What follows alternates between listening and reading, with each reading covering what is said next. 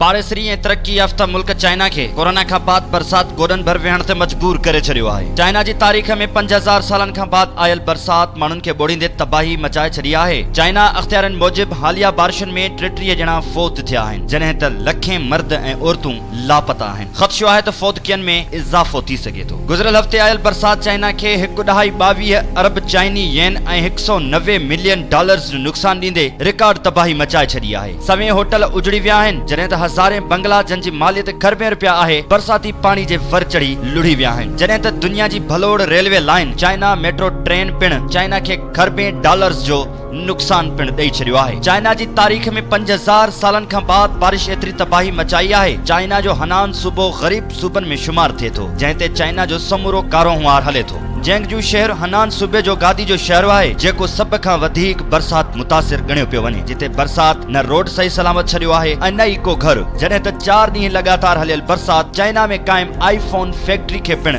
लोढ़े छॾियो आहे। हनान सूबे खां असांजो मुल्क कुछ हज़ार किलोमीटर्स ते आहे। निमाज़ पढ़ी इबादतूं करे चाइना में आयल आफ़त खां छुटकारे जी दुआ घुरूं त जीअं आलम इंसानियत रब जे कहर खां बची सघे। हिकु दुआ, ए बारी बेपरवाह, असां आंदे ऐं खाधे वारी क़ौम आहियूं। असां में एतिरी सघ नाहे जो असां तुंहिंजे कहर सां विड़ी सघूं।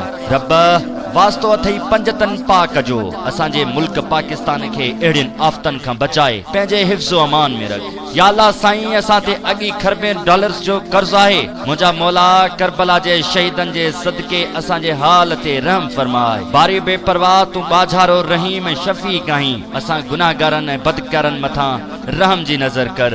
या अल्लाह, चाइना अमीर मुल्क हो जेको अहिड़ियुनि ख़तरनाक हालतुनि सां मुंहुं ॾेई वेंदो। मुंहिंजा रब, असां वटि कुझु नाहे, असांजे मुल्क मथां रहम कर, रहम कर, रहम कर ऐं पाकिस्तान जे ॿाहिरां फिरंदड़ आफ़तुनि खे एतिरो परे कढी वञ जिते न इंसान आहे ऐं न ई पखी पखण। आमीन या रब्बल आलमीन।